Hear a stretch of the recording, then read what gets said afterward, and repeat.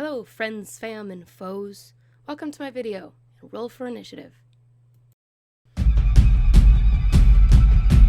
Just kidding. I'm trolling ya. My name is Fancy Fatale, and I'm new to this. If you don't know me, I'll give you a quick word association. Dungeons and Dragons, comics, queer, a little abrasive. Anyway, this is my first video, so please be nice. It's essentially a vlog cut down from a Twitch stream. You can watch me live stream at twitch.tv/fancyfatale. Anyway, here's Wonderwall. I mean, the video, which is mainly world building and a little bit of discussion on my characters. Enjoy!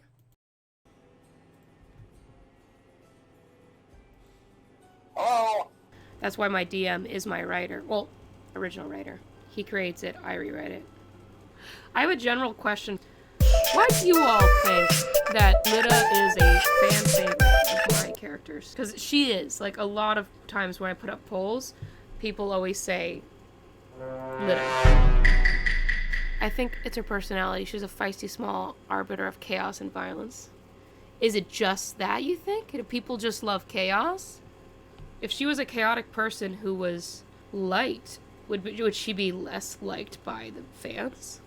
Because canonically, people find her abrasive. It's actually shocking why even Tiv likes her to start with. Who are my age? Well, if you check any of my bios, you can probably figure that out. I wonder if I'm even getting transfers from Instagram. Did any of you come from Instagram?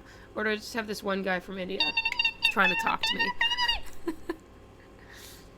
You think people love her freedom from the scars and tattoos? She doesn't scream, "I'm quiet, well-meaning person." I think a lot of people like the idea of chaos and not having things bind you, which is fey in itself. Like, not covering up her scars and having tattoos that she shows off everywhere, mostly her chest. People are like, yeah, she's uninhibited. But I love it. Like, people like that she isn't a quiet, well-meaning person. That just means she's a loud, poor-meaning person.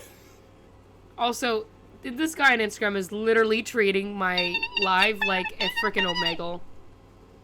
This is a person that knows where to get a good drink. Sometimes. This is a person that might help me stab someone. Absolutely, she'll help you try to stab someone. This is a person that might get you stabbed. Yes. The friend that'll help you hide the body and not ask questions. She will hide the body. She'll ask a lot of questions, but she won't tell anyone if you bribe her with alcohol. It's just, why'd you do this? Were you trying to sleep with him? What the heck's wrong with you? Do you like killing? Are you a sociopath too? What does their face look like when they die? Did he owe you money? Did you want to do anything else to the body before we get rid of it? Did he owe me money? Killing in the D&D world is enough. Yeah, speaking of characters though, I think Tox is definitely, sadly, she's a slow burn. Because people might want to be here in the fact that she's very charismatic and she does get generally what she wants.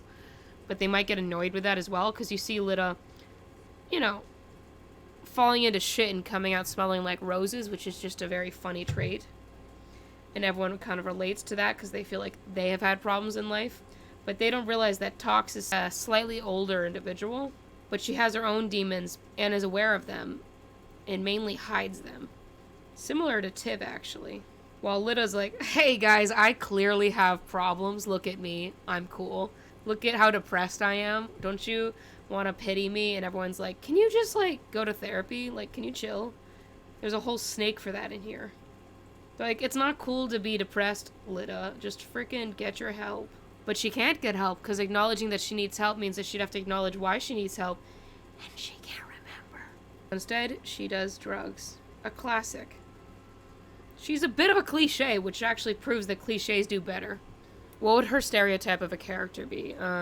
What's the word for it? She's like the villain hero? Yeah, I hope it has original twist. I hope all of her aspects are original, but the cliche is what gets people related or interested. Yeah, I would say she is the lead that is bad in a sense, but you somehow still like them. The anti-hero? Yeah, she's like an anti-hero. Because she'll do all this stuff that heroes are doing, but she's doing it for the wrong reasons. Like, she'll go on missions that Tiv is sending her on. She doesn't care about the outcome, generally. She just wants to impress Tiv. Because in her mind, Tiv is the most important thing because Tiv saved her from just a very sad and, like, drab life that she was living, constantly looking for why she couldn't remember her past. Instead, now she can live in a fantasy land ignoring her past. If he's happy, she'll be happy. I've been thinking, I think I did this last time. I should, like, post a question of the day and see if people want to debate it on the top. What is a good topic to discuss today? What do y'all think? Oh, let's talk world building? Okay, what question? Should we just put a few questions? Or discussion of the day? Topic of the day. World building. Hey. Make sure to follow and also do the command roll d20 and see if you win a free sketch. Where would all of you start on world building? And I'll answer after you guys. Laws and conditions in everything. Also writing down whys. You start with community, do something to it, and then blame someone. On what you're most interested in, whether it be wizardry, prehistoric life, sports, Greek culture, whatever it be, the list goes on and on. That's how you start. Cool. If it doesn't have restrictions to powers, for example. Oh my gosh, yeah, restrictions are needed. When you don't get restrictions, you get Dragon Ball Z, which is entertaining, but then it's like, wait, but why? But why? Yeah, no, I love having a character that's, or I'm going back to character flaws here, but being able to be incomplete and needing help from other characters is essential to making relatable characters. What makes this world different? What are the main themes? Is magic most common? Is magic recently found? What makes it different than a normal D&D world? Because I don't want a normal D&D world. Is the Feywild literally bled into everything? Is there Shadowfell somewhere bleeding into everything? Has there been a recent occurrence that made it reason to start this world right now? In Yonder, it was the meteors falling on many major cities and killing millions of people. It's actually called the Gardner Writer, Letting Things Evolve. That's cool. A player will make the world different. That's true, and it's good to have that. But I need something that they can be interested by first, and then they'll start Play-Dohing everything, you know? And with that, as you're thinking about the conflict or what is occurring, that's when you realize what the laws and everything else are. Well, yeah, when you're making it for randos, there's always that worry. I mean, I'm making this world that not everyone interacts with, and it hurts every time, but I'd rather be making a story that I like to read or be in than just, like, randomized ones are always fun, too. Your deepest world began with a small cookie cutter, then random elements. I love cookie cutter random elements. That can make something really unique. Keep good, clean notes, not to confuse later, and so that you can easily track the details. That's smart. Yeah, like, as the characters interact with the world, you want to make sure to record what and how they reacted. Because people remember that. NPCs, the characters that are simply in the background, have their own evolutions throughout the adventures are key aspect to you. Yeah. Oh, that's so important with character building and NPCs. A lot of writers that I've witnessed and NPCs that aren't that experienced will make the most cardboard NPCs that you could tell. They basically go into stasis when you stop talking to them instead of having development in their own things. I have fully built NPCs, fully built characters. Sometimes, though, when you first start out, at least in D&D, maybe not in writing, but in D&D world building, it's just having, I think a way that my partner keeps describing it is name, maybe flaws. It's like what we did here. And then alignments and goals. That's basically what you need to start a character. And as they interact with the players, they get more and more depth to them because they have to react to the questions. It's like when people post OC questions, like AMAs on Instagram. It helps people flesh out their characters to have people ask them what's their favorite drink, what is their biggest fear. That actually helps character building. I have a group that had 2 NPCs in the party over 4 adventures because they like them so much and it makes your heart swell. Guilty. I'm so guilty of doing that. Vada, are you kidding me? Yeah, but Vada's the main adopted NPC that I fell in love with. Yeah, I had a lot of figuring out to do when I was building Nobody Throws Rocks. Like, my main learning thing right now is that I'm learning how to develop a story, a readable story from a playable game. I need to come up with foreshadowing. I need to show things that my characters wouldn't even have known about. things that the reader can react to, that we can be like, no, Lita, wait, you didn't see, or talks, watch out, you know? Usually like to start with the lead character purpose, flaws, and motivation. I like that. So you build around the main character first. A lot of people can do... That's what I technically did with Nobody Throws Rocks. I made Jen out of a random character design for Space. And then I was like, no, wait. She's the perfect, lazy anti-hero. And I focus on the threat world. Yep, I did the threat as well. That's similar to Nobody Throws Rock. World building flows after for you. You find it interesting to tell a story through characters. Yes, same. Characters... Well, if you want to go down to that question down below, what's more important, characters or setting? Question for all of you. Characters, I feel like, yeah, they do morph the setting in a way, right? What's more important to you? If you ask me, I'd say characters because they're basically telling the story. The setting is where they're put into. Half and half, you guess. If you have a good idea about the world, then the characters and interactions will flow better. But it is a good question because it makes people debate it. I feel like characters are most important because they're what people remember. But you do need to have a very intriguing setting. Otherwise, why would we care? The characters are built, yes, and modified, yes, by their setting. What do you think is more important, art or the story? Of course, writers usually say story, artists usually say art. Interesting, you're all saying story. For a random book, you try to get into the story first, a random comic? There are a lot of simple designs. Well, I think story keeps you going. But if an art style isn't something you like, won't it keep you from reading it? Because that's happened to me so many times. I'll start reading it and I'm like, I can't. Looking at all these black lines gives me a headache. I can't deal with this. Or I really hate how they draw faces. I can't deal with this. I wish I could read this story. I feel like good art won't keep you going, but it'll start people to get into the story. Bad art or very controversial art will hinder people from wanting to read it, even if it is a great story. But people, regardless, will keep following a story if it's a good story, as they watch maybe even a style grow. Story definitely nothing beats keeping your breath than a good twist, and at times we also forgive the minor anatomy. That's okay. I think skill is fine, but style. Would style keep you from reading something? A comic is telling a story. The art is the show of the story. Yeah, I agree. At least I give it the first 2-3 chapters. Okay, yeah, you're giving a little bit. As long as the story is entertaining enough, the art doesn't mean as much to me. Really? Forgive poor anatomy. We forgive simple styles. We forgive a lot of things as long as there's heart in the story, I guess. Good art is a beautiful reward that embellishes the story. Interesting take. It's okay. You can tell what's going on. Artist is doing. It just gets done. And when they put in their soul in it, if it has soul, it's super fine by me. Someone told me my art was interesting and fun, but couldn't stand by my story. Wow. Yeah. So the take here amongst all of you mainly is a story has to be well thought out. It has to be a good thing, because poor stories will get people bored and they will move on. But they will keep forgiving certain art issues or certain art disagreements in style and other skills. Huh. Yeah, I hate story flaws and plot holes. I will admit, I have dropped a lot of beautiful artworks because the story is so boring. But then I still keep it for the art later, just to review it. Rat Queens, I think I'm almost done all the trades.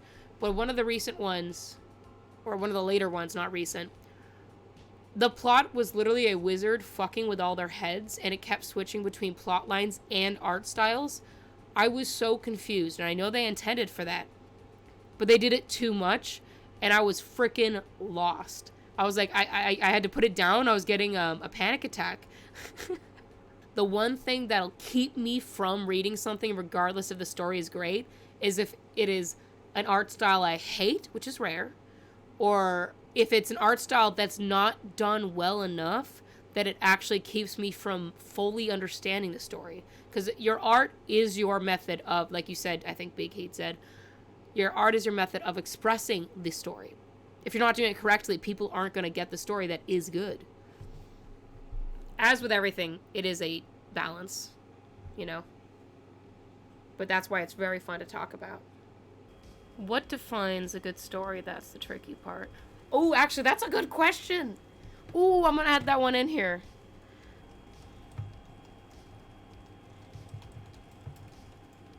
Depends on the target audience. True, true. I think any tale can be interesting. The key is delivery. I don't think that's true. A lot of tales can lack what is needed to be an intriguing tale. I feel like there is an equation that most people should follow to make a very interesting story, but then after they understand it, that's when they can break it. It's like with any rules. I would say, I think the main thing is it has to be a powerful emotion that drives the characters. There either has to be something very relatable or something very intriguing about the main storyline or character.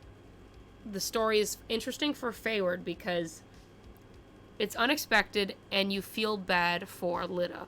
So the main emotion is excitement and vengeance. For Tox, it's more of a slow burn, romance, and a building of power. It has to be relatable or so strange that you're along for the ride because you've never witnessed something. Or if you have something very weird, you have to have something relatable in there to keep people wanting to watch or read. So if people are confused by being in the Feywild like Lita is, at least you can relate to the fact that she's an underdog. I'm supporting the make you cry theory too. I love make you cry. If I can't get to the point where my heart goes, oof, I'm not satisfied. How would you organize world building? How do you find inspiration? Hometown, you walk around to overhear people's problems, thinking about how creators, phrases and songs. I love phrases and songs. For organization, for me, I mean, we can talk about organization in general, actually. But for writing, have you guys ever heard of World Anvil? It's like your own personal wiki. Yeah. Main issues, main organizations, like main companies, main power structures, the government, if there is one, the outskirts or the rebels, if there is one. Is there a reason for rebels to be fighting against something? A thieves guild, because there's always one in every society trying to do underlying kind of shady things. Then you have to figure out how the different organizations interact, what major figures are in each organization, where does your main character lie and why is it important? Countries, trade routes, climate, economy, seasons, alliances. Yes, all those things. They're so complicated, but it makes a real world. That could be a sign of a good creator. No, I was tooting my own horn. I am always thinking about my characters and the story that I'm aware of around them in the world. It's literally what I think about 24/7. To the point that it actually, it kind of even annoys my partner, even though he's the writer. I'm like, but did you like this? Did you see the sketch? Does it make it relatable to, like, whatever? Do you realize how it connects to later future comic issues? And he's like, I guess. Once your character earns a scar, you try out for Lita's horde. Go back to it. I feel like I have a good understanding of how to do dialogue. Can the comic be delivered without dialogue? If so, I keep dialogue out. Ooh. Well, yeah, because it's visual storytelling. Well, that's actually why I had an argument against black and white comics. Is because innately it's going to make it so if something's important in color, you have to literally have them say, her eyes were yellow. You know, like they can't just express that. I think I have to remind myself of characters I'm expressing, like constantly go back to evaluate motivations, goals, and be sure I'm true to their desires. Yeah. I don't know if it sounds real or robotic, if it makes sense, or at times it's overly dramatic. That's usually fun too. Role-playing a character in D&D makes it so much easier to understand them. I could essentially respond as Lita at any point. But basically, I think rules dialogue, in my opinion, are, especially for bubbles and stuff, don't over-text a frickin' panel. If we're talking about comics here, do your best to split it up. You want to minimize it so that it is succinct. You know, you want it to be illustrating quickly what is happening through words or what the person needs to tell. And if you have to continue on, you break it up into many speech bubbles. Or you have a full page, this one illustration, and then you have speech bubble, or just a very big speech bubble and one thing happening. But you got to make sure that full page is interesting as heck. But how characters speak, I would say, yeah, you got to figure out what their goals are, what their everything is. And are they an expressive talker, or are they pretty quiet? But then with actual text that you're working with, I enjoy natural dialogue that feels like it's people talking, but it can be very confusing. So it's also good to simplify that, but also show flaws of normal talking.